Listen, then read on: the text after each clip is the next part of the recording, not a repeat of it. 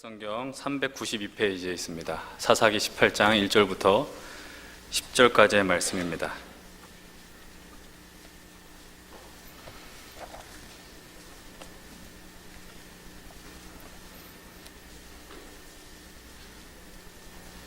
사사기 18장 1절로부터 10절의 말씀을 좌우측 한 절 한 절 교독하겠습니다. 먼저 1절의 말씀입니다. 그때 이스라엘의 왕이 없었고 단집하는 그때 거주할 기업의 땅을 구하는 중이었으니 이는 그들이 이스라엘 지파 중에서 그때까지 기업을 분배받지 못하였음이라.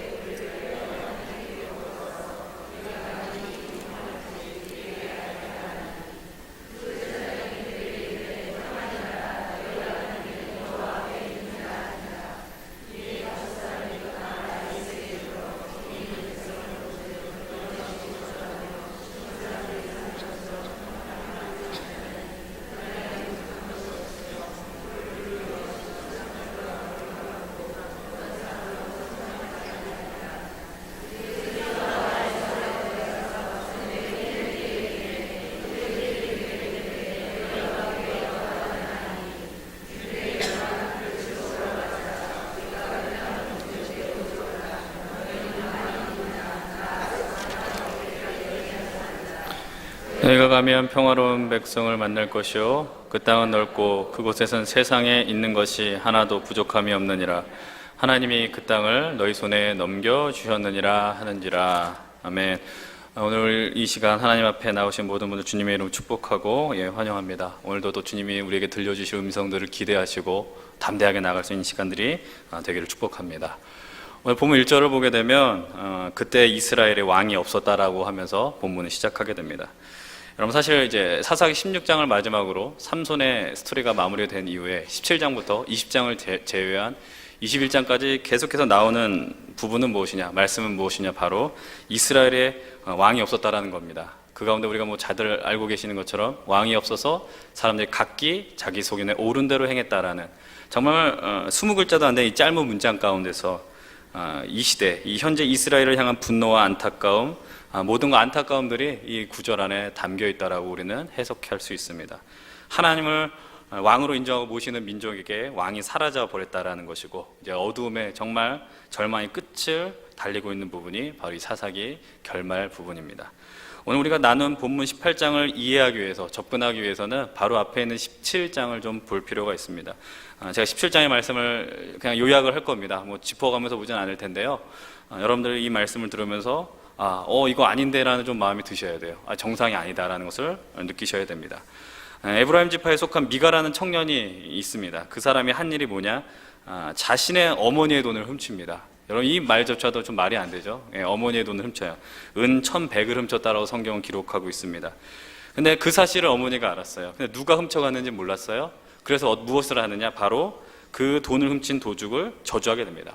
근데 이 시대에 이 시대 사람들이 믿는 게 뭡니까? 부모가 한 어떤 저주나 축복이 반드시 성취된다라는 것을 믿지 않았어요. 그러니까는 이 어머니의 저주를 미가가 들으니까 덜컥 겁이 나는 거죠. 그래서 어머니한테 뭐라고 그럽니까? 제가 훔쳤습니다 라고 이야기를 하는 거예요.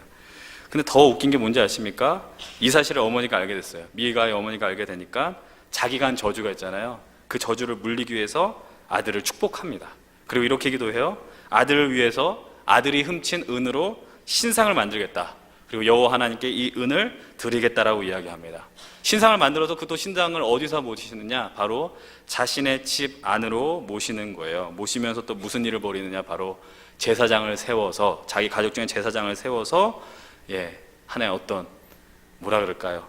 이제 쉽게 요즘 말로 하겠습니다. 이단 종파가 하나 생기는 거예요. 종교를 세우는 겁니다. 여러분, 제사장을 레위 지파 외에는 누구도 감당할 수 없는 직책이잖아요. 근데 자기 멋대로 이런 일들을 했다라는 거죠. 근데 이 이단 종파의 희소식이 들립니다. 지금까지 제사장은 그냥 족보도 없는 사람이 하게 됐는데 어떤 레위 청년이 베들레헴에서부터 이 미가가 사는 동네로 들어가게 됐다라는 거예요. 미가가 그 레위 청년을 보자마자 제안을 합니다. 당신이 우리 집에 제사장이 되어 주십시오라고 이야기해요. 그리고 더 웃긴 건 무엇이냐? 미가가 그 사람 초청을 하면서 그 레위인을 거룩하게 구별하여 세웠다라는 재미있는 표현이 나온다라는 거예요. 이런 아주 심각한 이야기를 제가 하는 겁니다. 심각한 모든 질서가 파괴됐습니다. 뭐 가치도 없고요. 더 큰 문제는 뭡니까? 이 장면 안에서 그 누구도 옳다 그러더라고 지적한 사람은 우리가 찾아볼 수 없다라는 겁니다. 이제 우리가 방금 들려드린 제가 말씀드린 이 17장의 이야기를 기억하고 18장으로 넘어가셔야 돼요. 이제 그 연장선에서 보셔야 되는데, 그럼 한번 1절의 말씀, 18장 1절을 다 함께 보도록 합시다. 1절의 말씀 함께 보겠습니다. 그때 이스라엘에 왕이 없었고 단지파는 그때 거주할 기업의 땅을 구하는 중이었으니 이는 그들이 이스라엘 지파 중에서 그때까지 기업을 분배받지 못하였습니다. 여러분들 이 말씀을 보면서 우리가 한 가지 또 생각할 성경이 있습니다. 바로 여호수아입니다. 여호수아의 주된 내용이 뭐예요? 모세를 대신해서 모세 다음으로 여호수아가 가나안 땅으로 들어갔습니다. 가나안 땅을 정복한 다음에 그 다음에 뭘 했어요? 땅을 분배하는 거예요. 여호수아는 간단하게 이렇게 이렇게 이해하시면 됩니다. 땅을 정복하고 땅을 따먹는다. 땅 따먹기 우리가 어렸을 때 많이 한 것처럼. 그러면 보세요. 여호수아 19장을 보게 되면요, 여기 단지파는 분명히 땅을 받았다라고 성경은 기록하고 있어요. 근데 여기 보면 뭐라고 이야기했어요? 이스라엘 지파 중에서 그때까지 기업을 분배받지 못했다라고 표현되어 있지 않습니까? 여러분, 분배받지 못한 게 아니라 받았는데 왜 이런 표현이 나오느냐라는 거예요. 여러분, 우리가 좀 수고롭지만 앞으로만 잠깐만 가보실까요? 사사기 1장으로 한번 가보겠습니다. 사사기 1장을 보면 어떤 표현들이 많이 나오느냐, 여러분 1장에서 가장 많이 나오는 표현들을 한번 우리가 발견했으면 좋겠어요. 우리가 뭐 지금 다 볼 수는 없지만 제가 힌트를 드리면 19절에도 나오게 되고, 또 어디에 나옵니까? 28절에도 나오게 되고 32절에도 나오게 되고 31절도 나오고, 어떤 단어가 계속해서 반복되죠? 그렇습니다. 쫓아내지 못했다라는 말이 계속해서 나오는 거예요. 여러분, 하나님이 이스라엘 백성들을 가나안으로 불렀습니다. 가나안으로 부른 다음에 뭐라라 그랬어요? 들어가자마자 다 진멸하라 그랬어요. 그냥 싸그리 씨앗도 남기지 말고 진멸하라고 분명히 말씀하셨습니다. 근데 성경을 딱 들어가 보니까는 안타까운 소식이 들려요. 쫓아내지 못했대요. 가나안 족속들을. 그들을 쫓아냈어야 되는데, 근데 여러분 이 말의 진짜 의미가 뭔지 아십니까? 그냥 지금 시간 관계상 우리가 지금 이거 다 볼 시간은 없잖아요. 간단하게 말씀드릴게요. 쫓아내지 못한 게 아닙니다. 쫓아내지 못한 게 아니라 가나안 문화를 접해보니까 어때요? 좋은 거죠. 쫓아내지 않는 게 아니라 동화된 겁니다. 여러분들, 우리가 세상 나가서 전도해야죠. 근데 우리가 전도당합니다. 맞잖아요. 여러분들, 선이 악을 강하게 이깁니까? 악이 선을 이깁니까? 선이 이깁니다. 근데 이상하게 우리는 악이 이기는 것 같아요. 죄의 전도가 많이 돼요. 이게 우리의 현실이라는 거죠. 여러분, 근데 이뿐만 아니라 더 비참한 일들이 발생이 됩니다. 여러분 1장 34절이에요. 34절 함께 봅니다. 함께 보겠습니다. 시작. 아모리 족속이 단자손을 산지로 몰아놓고 골짜기에 내려놓기를 용납하지 아니했다라고 얘기해요. 여러분들, 앞에 나온 사람들은 양반입니다. 쫓아내지 못했다. 여기까지는 좋죠. 근데 얘는 단자손들은 뭐라고 이야기합니까? 궁지에 몰렸어요. 하나님 땅을 주셨어요. 여호수아를 통해서 땅을 분배했어요. 근데 어떻게 돼요? 쫓겨나게 되었다라는 것입니다. 여러분, 재밌는 얘기 아십니까? 이 단족속이 땅이 없어가지고 아시아 지역까지 와가지고 한반도에 정착해서 그게 단군이다 뭐 이런 이상한 얘기 있는 거 아십니까? 근데 이거는 다 이게 헛소리입니다. 이거는 좀 이상한 분이 이게 단지파의 후손이 단군이다 뭐 이러는데, 뭐 전 어디서 나온 그런 얘기를 하는지. 여러분, 설교를 들 때 그것만 남지 않았으니를 축복합니다. 여러분, 하나님이 정복하라고 준 땅입니다. 근데 어떻게 됐어요? 쫓겨나는 거예요. 비참한 거 아니에요. 하나님 이걸 정복하라. 이게 오늘 말씀에 나온 단지파입니다. 여러분, 한번 생각해 보십시오. 하나님께서 우리에게 주신 사명들이 있고 은혜들이 있어요. 그런데 우리가 그것을 우리 주신 목적대로, 은사대로 사용하지 못하면 어떻게 됩니까? 우리가 잘 알고 있어요. 빼앗아 가신다라는 거죠. 주의하셔야 돼요. 하나님께서 우리에게 뭘 주셨냐? 우리 교회를 뭘 주셨냐? 한번 조심히 한번 살펴볼 필요가 있다는 겁니다. 이제 오늘 우리가 18장을 통해서 몇 가지 그 은혜들을 발견하기를 원합니다. 은혜라기보단 이 시대를 살아가는 우리들에게 전하는 어떤 문제 제기일 수도 있습니다. 그것들을 한번 생각을 해볼 텐데요. 자신들의 주거할 땅을 제대로 확보하지 못한 단지파가 이제 어떤 일을 벌였냐, 이제 5명의 사람을 선택을 합니다. 5명을 선택해서 이제 소라와 에스다올이라는 그 땅으로 정탐을 보내려고 하는 거죠. 그런데 그들이 가다 보니까는 누구의 집에 도달하게 되느냐, 17장에 등장하는 미가의 집까지 도달하게 되는 겁니다. 근데 그곳에서 참 그 사람들이 낯익은 사람을 만나게 되네요. 한 3절 말씀을 보겠습니다. 3절 함께 봅니다.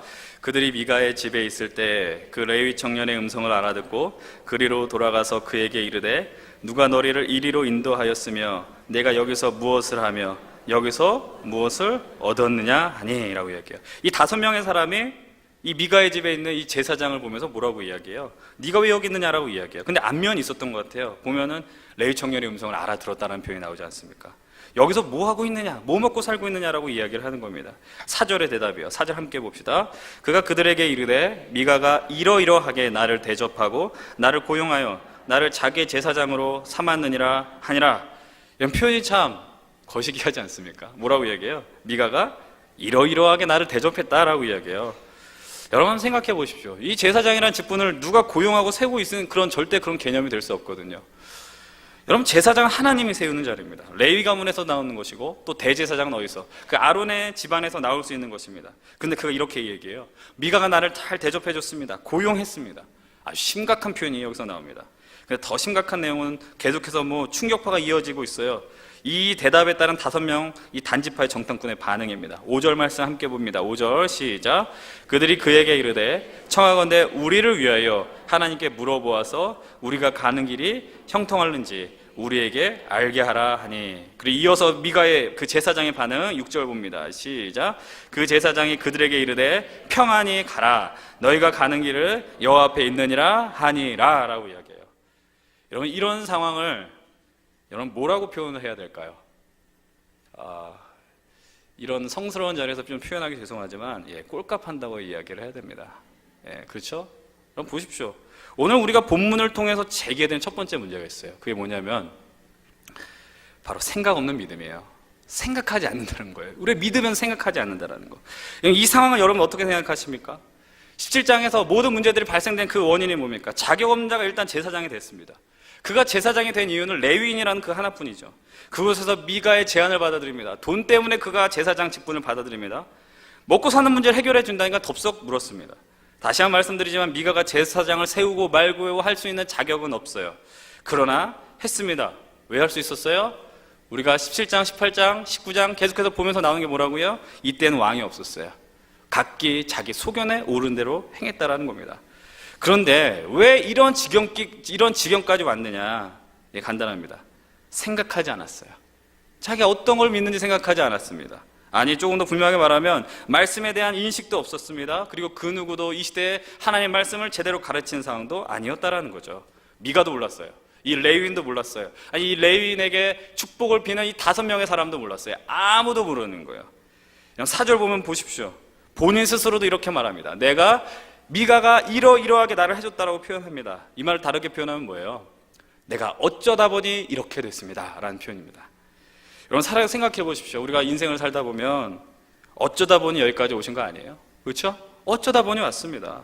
그러나 우리는 그럼에도 불구하고 그것을 우리의 믿음의 언어로 이렇게 표현합니다. 하나님의 은혜로 내가 여기까지 왔다라고 표현합니다. 근데 맞는 얘기예요. 그러나 이 오늘 말씀에 나온 제사장이 하나님 앞에 쓰임 받아야 될 정식 제사장도 아니지만 그런 사람에서 입에서 나올 만한 표현은 아니라는 거죠. 내가 이러이러해서 이런 일을 하게 됩니다. 근데 더 큰 위험한 그 반응은 이 5명의 반응입니다. 이들의 질문 내용은 우리가 흔히 어디에서 볼 수 있습니까? 미알이 가시면 다 이런 질문 하는 거예요. 그렇죠? 나를 축복해 주세요라고 얘기하는 거예요. 여러분들 보십시오. 저희가 돈을 주십시오. 축복의 언어를 원하신다면 제가 할까요 안 할까요? 전 받고 해드리죠. 뒷일은 감당 못해요. 해달라는데 해드려야죠. 그렇지 않습니까? 요즘 미래학자 최현식 박사라는 분이 계시는데 목사님이기도 합니다. 그분이 여기저기 강연을 다니신대요. 일반 기업도 다니시고 교회도 다니는데 강연을 마치면 어떤 이야기를 하느냐? 교회에서 꼭 집사님들이 온다는 거예요. 목사님 제가 지금 주식을 갖고 있는데 언제 팔아야 되는데요? 목사님한테 할 소리가 아니잖아요. 그런 얘기들은. 그렇지 않습니까? 근데 이게 주식을 판다 주식을 준다는 얘기는 좀 제가 이해를 하겠는데 주식을 언제 파냐고 이상한 얘기를 하는 거예요. 왜 주여가 나는지 모르겠네요. 예. 더 기가 막힌 건 미가의 제사장의 반응입니다. 뭐라고 이야기해요? 평안히 가라라고 이야기해요. 평안히 가라. 너희가 가는 길은 여호와 앞에 있느니라. 여러분 이런 이야기 들으면 좋습니까? 싫습니까? 솔직하게 대답하십시오. 좋습니까? 싫습니까? 좋죠. 좋죠. 평안히 가십시오. 여러분들 가는 길에 하나님이 있습니다. 근데 이건 뭡니까? 거짓 축복이에요. 망하는 소리라는 거죠. 여러분들이 망하는 길로 가고 있습니다. 근데 제가 잘 가고 계십니다. 거기 가면 살 것입니다. 그렇게 되면 어떻게 되는 거예요? 제가 망할 사람이에요. 제가 망할 사람이고 우리가 다 죽는 길이라는 거죠. 여러분 남유다 북이스라엘 망할 때 어떤 선지자들이 퍼졌습니까? 거짓 선지자들입니다. 복을 빌 수 있는 상황이 아니었습니다. 그런데 뭐라고 얘기해요? 평안하다, 화평하다 이런 얘기들을 하는 거죠. 백성들의 눈을 의식해서 축복했습니다. 제대로 된 영적 분별력이 있었다면 그런 대답을 누구도 해줄 수 없습니다. 근데 여기서 보면요, 누구도 문제 제기하지 않아요. 그러니까 서로 즐기는 거라는 거예요. 여러분 한번 우리가 생각해 보십시오. 우리 이 땅에 한국교회가 믿음이 좀 약화되는 부분 중에 하나가 뭘까? 생각하지 않는 믿음을 갖기 때문이라는 생각을 해봐요. 요즘 가장 제가 생각하고 하는 얘기가 뭐냐라는 거. 질문, 여러분 이거예요. 여러분 왜 예수님을 믿냐라는 거죠. 여러분들에게 교회는 어떤 존재라는 거예요. 여러분 믿음은 뭡니까? 여러분 우리가 이런 얘기를 하면 좀 심각해져요. 왜냐하면 정답을 자꾸 말해야 될 것 같거든요. 정답을 말 안 해도 됩니다. 같이 찾아가자는 거죠. 여러분 예수님을 왜 믿습니까? 여러분들이 믿는 믿음이란 뭐냐라는 거예요. 여러분은 누구나 이거 쉽게 대답할 수 없어요. 저도 마찬가지예요. 근데 어떻게 해요? 말씀 보는 거죠. 함께 믿음의 사람들과 함께 그것을 찾아가는 거죠. 여러분들 우리가 과거에는 예전에는 언제입니까? 책 읽는 운동도 하고 열심히 했던 것 같은데 요즘 다 바쁘다라고 이야기해요. 그냥 여기 와서 일주일에 한 번, 수요일에 오신 분은 좀 열심히 있으니까, 또 금요일에 오신 분은 좀 열심히 있으니까, 새벽에 오신 분은 좀 열심히 있으니까, 좀 그분들은 낫겠지만 그게 다 바쁘다라는 거죠. 나 밥 먹고 살기도 바쁘고 인터넷도 해야 되고 드라마도 봐야 되고. 그래서 참 그거 할 건 다 하지 않습니까? 여러분이 엄밀하게 말하면 자기 하기 나름인 거죠. 하나님의 뜻이 무엇일까? 내가 좀 더 생각하는 거예요. 이곳에 있는 우리 귀한 성도님들, 우리가 이 시대를 이끌고 가자라고 이야기하지 않습니까? 우리가 이 지역을 이끌어 가자라고 이야기하지 않습니까? 그럼 최소한이라도 좀 이런 고민들을 해야 되지 않느냐라는 거죠. 영국 좀 우리는 그런 성도들 됐으면 좋겠어요. 그냥 오는 게 아니라는 거예요. 그냥 믿는 게 다가 아니라는 겁니다. 여러분 신앙 가운데요, 지성과 영성을 분리할 수 없어요. 성경을 덮어놓고 믿는 거, 그거는 거짓이죠. 열어놓고 하나님의 뜻이 무엇이냐? 질문하고. 질문이 뭐예요? 기도하는 거예요. 하나님의 뜻이 무엇이냐라는 거예요. 우리가 좀 그런 마음을 갖고 좀 나아가셨으면 좋겠어요. 그 음성이 들리는 거죠. 우리가 좀 두 번째로 생각해 볼 어떤 문제라고 이야기할까요? 그런 부분들이 있습니다. 여러분 미가의 제사장의 축복이 있어요. 의기양양해졌어요. 그러니까 그 5명이 이제 어디로 가냐? 라이스라는 지역으로 갔습니다. 너무 평온해 보이는 거예요. 너무 좋아 보이는 거예요. 그래서 그들을 이제 자기의 동족들이 있는 곳을 돌아가면서 이야기합니다. 뭐라고 이야기할까요? 여러분 9절 10절 한번 볼게요. 9절 10절 함께 해보겠습니다. 9절 10절 시작. 이르되 일어나 그들을 치러 올라가자. 우리가 그 땅을 본즉 매우 좋더라. 너희는 가만히 있느냐? 나아가서 그 땅 얻기를 게을리 하지 말라. 너희가 가면 평화로운 백성을 만날 것이요 그 땅은 넓고 그곳에는 세상에 있는 것이 하나도 부족함이 없느니라. 하나님이 그 땅을 너희 손에 넘겨주셨는지라 하는지라. 여러분들 이걸 우리가 본문의 정확한 인식 없이 읽다 보면 너무 은혜롭게 느껴져요. 그렇죠? 왜요? 그곳에 가면 평화가 있을 것이다. 부족함도 없을 것이다. 결정적으로 마지막에 뭐라고 이야기해요? 하나님이 그 땅을 너희 손에 넘겨줄 것이다. 여기서 우리는 그냥 무의식적으로 뭐가 나와요? 아멘 나오죠. 아멘. 맞아, 우리는 그렇단 말입니다. 근데 여러분들 이 말이 등장할 수밖에 없는 근거는요, 다른 거 없어요. 딱 한 가지예요. 뭐냐? 미가의 그 제사장, 미가 집에 있는 제사장이 축복했다는 거, 그거 하나 가지고 이 사람들, 이 5명 이런 이야기를 한다라는 거예요. 야, 괜찮겠다. 하나님 우리 지켜주실 거야. 이 말만 믿고 나간다라는 겁니다. 이런 분위기에서 우리 단지파 모든 사람들이 막 당장 가서 땅을 차지할 분위기예요. 거부할 수 없어요. 왜냐? 하나님이 넘겨주셨다는 거예요. 하나님 우리 승리하겠다라는 거죠. 여러분 11절 보면요, 무기를 들고 라이스로 출정하는 거예요. 제가 두 번째로 한번 생각해 봤을 문제는 바로 이겁니다. 하나님의 이름을 너무 쉽게 불렀다라는 거예요. 하나님의 이름을. 하나님이 우리를 축복해 주실 거야. 하나님이 우리를 사랑해 주실 거야. 맞죠? 그러나 그 생각이 우리를 좀 때로는 위험하게 만들 때가 있다라는 거 한번 솔직하게 생각해 보십시오. 하나님을 믿으면, 하나님께 기도하면 하나님 다 우리 편이 되어 주십니까? 하나님 사랑합니다, 내가 하나님을 믿습니다라고 고백하면 하나님이 나의 편이 되어 주셔서 형통의 길로 이끌어 주실까요? 그러실 때도 있는데 안 그러실 때도 있더라고요. 예전에 링컨이 남북전쟁을 앞두고 이런 이야기 했다고 하지 않습니까? 뭐 진짜인지 모르겠어요. 정확한 건지도 모르겠는데 링컨에게 누군가 하나님께서 링컨에게 기도하라는 거예요. 하나님 우리 편이 되어달라고 좀 기도 좀 해주십시오라고 링컨에게 했다고 합니다. 근데 링컨이 뭐라고 얘기했대요? 하나님이 우리 편이 되어달라고 하기 전에 우리가 하나님 편인가를 생각해 보자라고 했다라는 거죠. 중요한 인사이트 아닙니까? 이런 하나님 편에 서 있지 못하면서 어떻게 우리가 하나님 나와 함께 해주십시오, 내 삶을 이끄실 것이다, 이런 이야기를 감히 할 수 있을까? 오늘 우리가 늘 믿음 점검하셔야 됩니다. 그냥 기도하고 엎드릴 때 나는 하나님의 말씀대로 생각할 그런 의지조차 없는데 그냥 무의식적으로 내 편 되어 주십시오. 여러분, 우리가 그래도 수요예배 나올 정도면 좀 생각해 볼 수 있지 않습니까? 그죠? 우리가 정말 그런 의식 없이 한다면, 여러분 요즘 청년들 가운데 어떤 말이 있습니까? 근자감이라는 단어 아십니까? 근자감? 근자감이 뭡니까? 여기서 몇 명 갈리는 것 같아요. 이제 처지신 분들, 앞서가시는 분들, 처지지 마십시오. 근거 없는 자신감을 근자감이라고 그러거든요. 근자감. 요즘 그런 애들 얼마나 많은 줄 알아요? 생긴 건 그런데 자꾸 자신감 넘쳐가지고 대책이 없는 애들이 많습니다. 근데 저는 이런 표현을 했어요. 근믿음이에요, 근믿음. 우리가 정말 때로는요, 근거 없는 믿음을 갖고 나가더라고요. 근거 없는 믿음. 야, 그러면 여러분은 우리가 하나님의 그 역사를 얼마나 피상적으로 만들어버리냐라는 거예요. 우리가 그럴 때가 때로 많이 있다라는 겁니다. 우리가 또 여기서 멈추지 않고 세번들을 좀 나갔으면 좋겠습니다. 단지파 600명이요. 새로운 땅을 정복하기 위해서 나갑니다. 근데 좀 정말 웃기는 장면이 나옵니다. 14절 한번 볼까요? 14절 한번 보도록 합시다. 시작. 전에 라이스 땅을 정탐하러 갔던 5사람이 그 형제들에게 말하여 이르되 이 집에 에봇과 드라빔과 세계 신상과 부어 만든 신상이 있는 줄을 너희가 아느냐? 그런즉 이제 너희는 마땅히 행할 것을 생각하라 하고 이런 얘기를 해요. 여러분, 전에 그 5명이 그 사람들에게 이야기를 하는데 뭐라고 이야기하냐면, 우리가 미가의 집에 가는데 거기에 에봇과 드라빔과 세계 신상이 있다라고 이야기를 해요. 근데 그러면 뭐라고 표현하느냐? 너희는 마땅히 행할 것을 생각하라라고 이야기해요. 이 말의 의미가 뭔지 아세요? 여러분, 에봇과 드라빔은 하나의 수호신 개념입니다. 어떻게 보면 우상 개념이죠. 근데 그 5명은 말해요. 마땅히 행할 것을 생각하라. 이게 뭐예요? 우리가 전쟁을 앞두고 있는데 에봇과 드라빔을 훔쳐라. 그걸 훔쳐서 정복하러 가는 땅을 갈 때에 그것을 들고 가자라고 이야기를 하는 거예요. 이걸 내용을 보면 완전 콩가루지 않습니까? 룰도 없어요. 정신도 없는 거예요.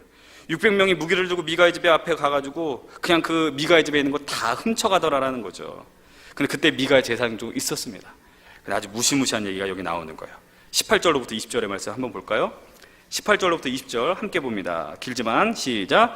그 5사람이 미가의 집에 들어가서 그 새긴 신상과 에봇과 드라빔과 부어 만든 신상을 가지고 나오매 그 제사장이 그들에게 묻되 너희가 무엇을 하느냐 하니 그들이 그에게 이르되 잠잠하라, 내 손을 입에 대라, 우리와 함께 가서 우리 아버지와 제사장이 되라. 내가 한 사람의 집의 제사장이 되는 것과 이스라엘의 한 지파 한 족속의 제사장이 되는 것 중에서 어느 것이 낫겠느냐 하는지라. 그 제사장의 마음에 기뻐하여 에봇과 드라빔과 새긴 우상을 받아가지고 그 백성 가운데로 들어가니라. 미가의 우상을 훔쳐가면서 제사장에게 제안을 해요. 뭘 하냐?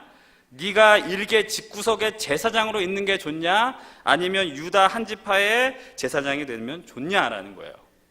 이거는 좀 우리가 이따가 좀 다룰 거니까 일단은 넘어가고, 지금 뻔뻔하게 미가의 집에 물품을 훔쳐가죠. 근데 그 사실을 미가가 알아버립니다. 그래서 다시 찾아가요. 그래서 다시 돌려달라고 찾아가는데 그때 단지파의 반응을 한번 보세요.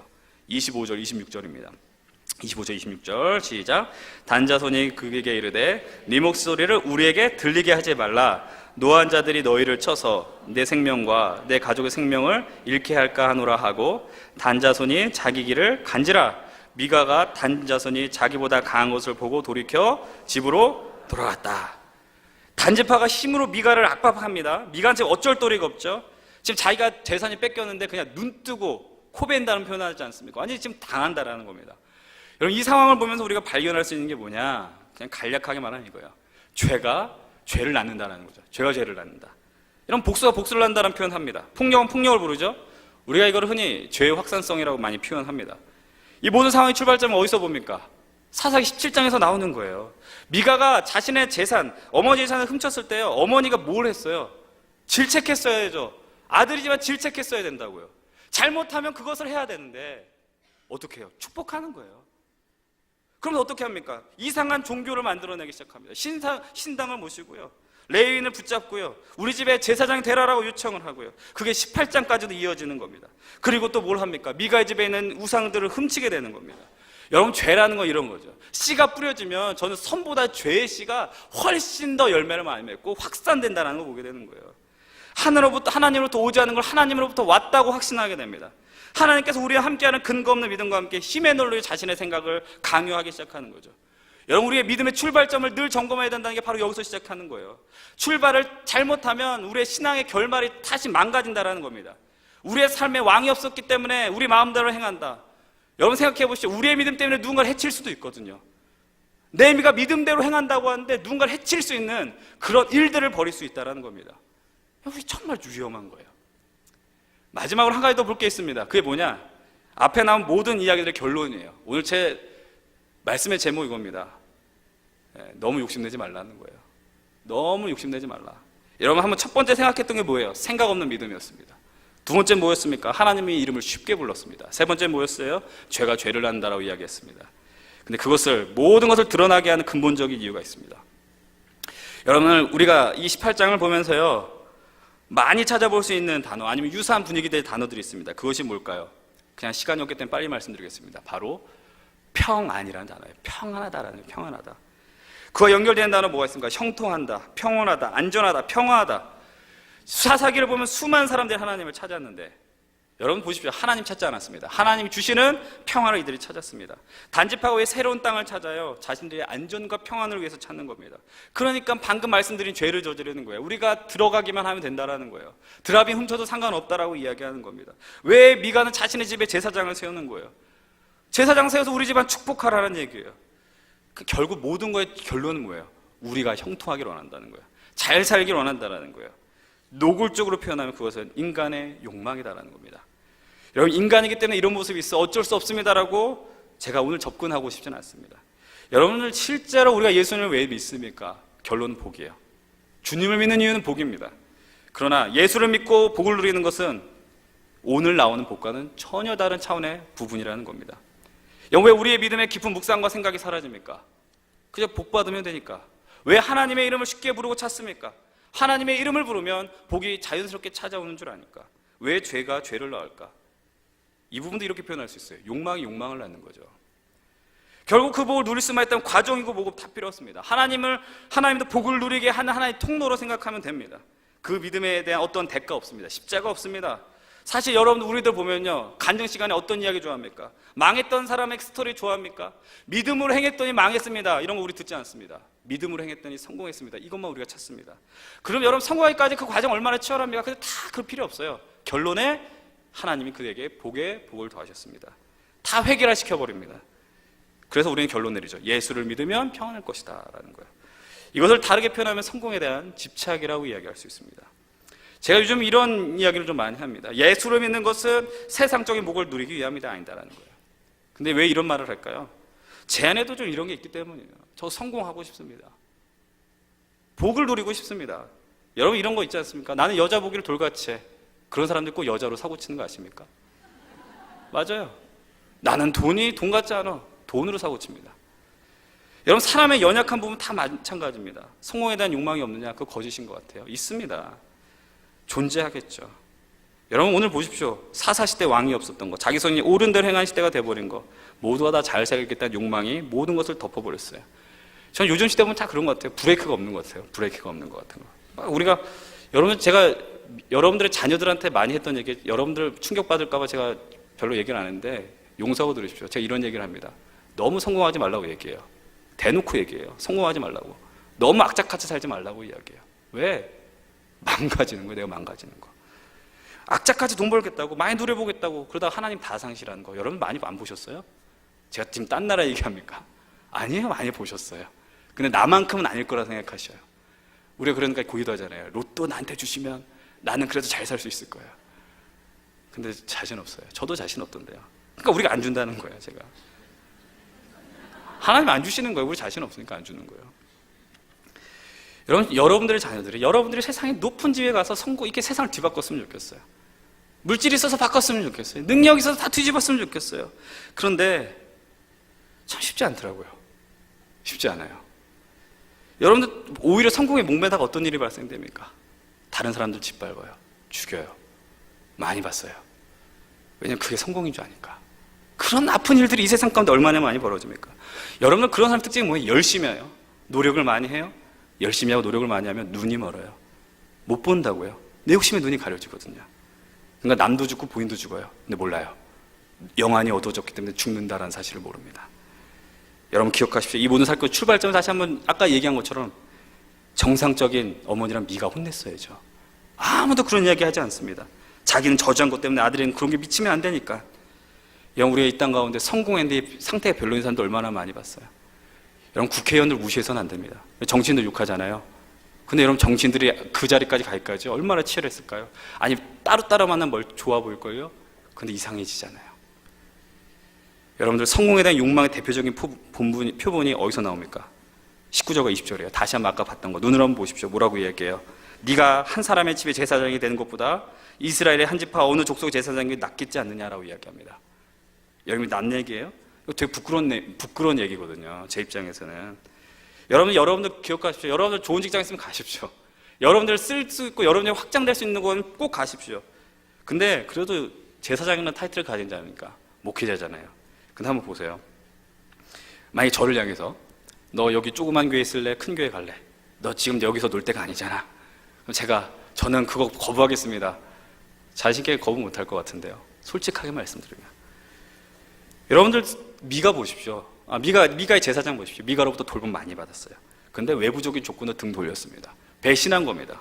신앙적으로나 인간적으로나 다 옳지 못한 태도라는 거죠. 근데 제가 여기서도 저도 이런 용기 없다라고 이야기해요.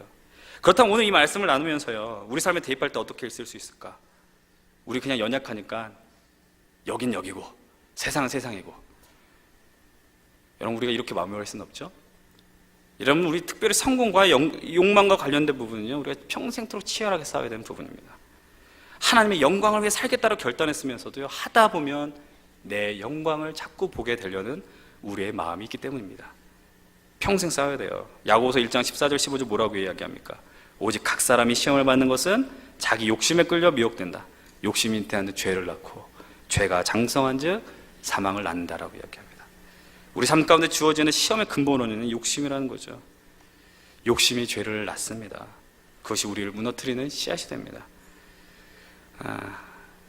이때 우리가 마지막 사도 바울의 이야기를 좀 귀를 기울이면서 말씀을 마무리하려고 합니다. 갈라디아서 5장 16절로부터 18절 이런 말씀이 있죠. 너희는 성령을 따라 행하라. 그래야만 육체의 욕심을 이루지 아니하리라. 육체의 소욕은 성령을 거스르고 성령은 육체를 거스르나니 이 둘이 서로 대적함으로 너희가 원하는 것을 하지 못하게 하려 함이니라. 너희가 만일 성령의 인도하신 바가 되면 율법 아래에 있지 아니하리라. 이어서 24절로 26절입니다. 그리스도 예수의 사람들은 육체와 함께 그 정욕과 탐심을 십자가에 못 박았느니라. 만약 우리가 성령으로 살면 또한 성령을 행할지니 헛된 영광을 구하여 서로 노엽게 하거나 두게 하지 말지니라. 사랑하는 여러분들, 지금 우리가 사는 세상은 모두 성공에 대한 욕망으로 가득 차 있는 세상입니다. 하나님의 성공을 이루기 위한 도구를, 하나님을 성공을 이루기 위한 도구로 접근하는 세상이 됐고요. 내가 하나님을 믿으면 좀 이미지 메이킹이 될까 하는 시대가 되어버렸습니다. 그럴 때 우리가 어떻게 있어야 될까요? 그리스도 예수의 사람들 뭐라고 이야기합니까? 그 정욕과 탐심을 십자가에 못 박았느니라. 우리 혼자 할 수 없습니다. 기억하십시오. 성령과 함께 해야 됩니다. 깨어 있어야 됩니다. 우리가 이렇게 말씀의 자리 앞에 있을 땐 인식합니다. 예배 자리에 있을 때 인식합니다. 세상에 나갈 땐 망각합니다. 모두가 성공해서 뛰기 때문이에요. 조급해지거든요. 내 옆집 사람 보면 조급하지 않습니까? 내 옆집에 있는 자녀들 보면 조급하지 않습니까? 내 직장 동료들 보면 조급하지 않습니까? 잘못된 길인데도 그거 하기가 힘들더라고요. 사랑하는 여러분들, 우리는 좀 달랐으면 좋겠어요. 우리가 이제 안디옥 교회를 꿈꾸지 않습니까? 안디옥 교회가 어떤 교회였을까요? 예수 믿는 사람들이었어요. 그리스도인이었어요. 그리스도인. 다시 한번 여러분들의 위치를 점검하십시오. 우리는 그리스도인입니다. 성령님과 함께 행하십시오. 그리고 우리를 자꾸 십자가에 못 박으려고 발버둥 치십시다. 제가 말씀드리는 건 이제 출발점일 뿐이에요. 쉽지 않습니다. 여러분들 성공하고 싶으신 거 다 압니다. 근데 그 성공이 사람을 살리는 성공인가, 죽인 성공인가 점검하십시오. 정말로 부탁드립니다. 다 다 성공하고 싶거든요. 살리십시오. 생명을 살리십시오. 그것이 이 땅에 살아가는 우리가 마땅히 해야 될 본분입니다. 기도하겠습니다.